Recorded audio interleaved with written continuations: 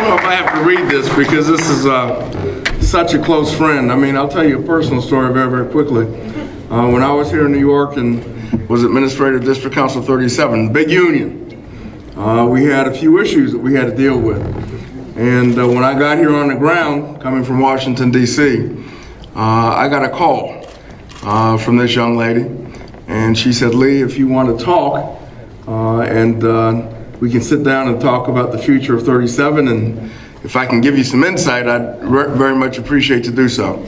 And let me tell you something, not only did we meet regularly, but I decided she needed to be back in the DC 37 family. Brought her back, and now she is the Executive Director of District Council 37, doing the Lord's work. Okay. You know, it's been over 50 years since Lil has joined AFSCME, and since then she's achieved some more than a lifetime of feats. Growing up in the tenements of Southside Chicago, she became a nurse's aide, and in 1959 she joined the hospital local of AFSCME's District Council 34, where she was first a shop steward and then an officer.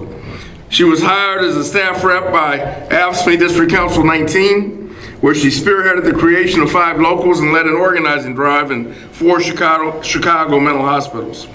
In 1965, Ms. Roberts moved to New York to build up DC 37's hospital division. In 1966, she led the union's campaign to organize thousands of city hospital workers. From 1967 to 81, Ms. Roberts was Associate Director of DC 37 under Victor Gottbaum. Here she played a major role in organizing new members and establishing an array of benefits, including the largest union-based adult education program in the United States. In the late 1970s and early 1980s, Ms. Roberts brought thousands of workers in federally funded jobs into the union. Currently, she is serving her 4th term. Isn't that something? Her 4th term as Executive Director of District Council 37. Over the years in this role, she has done a tremendous amount for the labor movement. In a continued fight for a fair contract for members, she's helped secure raises multiple times, safeguarded benefits, obtained additional funding for the union's health and security funds, and lifted residency restrictions. Under her guidance, 37 issued white papers, which identified up to $3 billion that could be saved by eliminating private consultants and letting city employees, the everyday heroes, do the work. She also oversaw the creation of the innovative 37 Municipal Employees Housing Program, where DC 37 members and municipal workers could affordably live in the 5 boroughs. Currently, she's got a long list. I tell you, she makes me tired telling you this stuff. I don't know how she does it, all right? Currently, she serves as a Vice President of the New York State AFL-CIO, a Vice President of the New York City Central Labor Council, and co-chair of the Municipal Labor Committee. In 2011, she was elected International Vice President of AFSCME. Now, I was getting ready to say something, but I know that we have a mixed crowd here. I was going to say this, that we're the biggest and the baddest, boldest union in the American labor movement, but I know I can't say that. I can't say that. All of us are big and bad and bold, right? But she became the International Vice President of AFSCME and was appointed by the MLC Committee to serve on the board of the New York City Deferred Compensation Plan.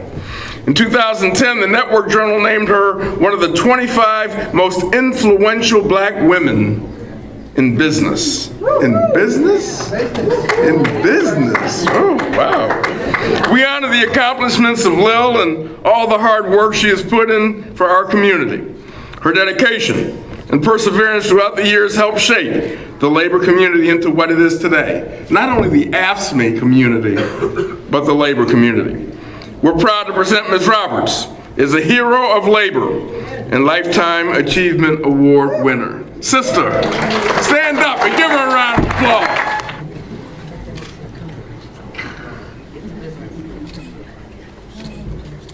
Did you want to say something, my dear? Go right ahead. I really appreciate awards only so that I can remember the people who made this all possible. And as Lee pointed out, I did come from very humble, very poor background. And that's why I worked so hard to make sure that nobody ever suffers the kind of humiliation that I suffered when I was growing up. And that's my life's work. And this union has given me an opportunity to do just that. So I'm just proud to be part of the movement. And I'm not dead yet, and I'm not going nowhere.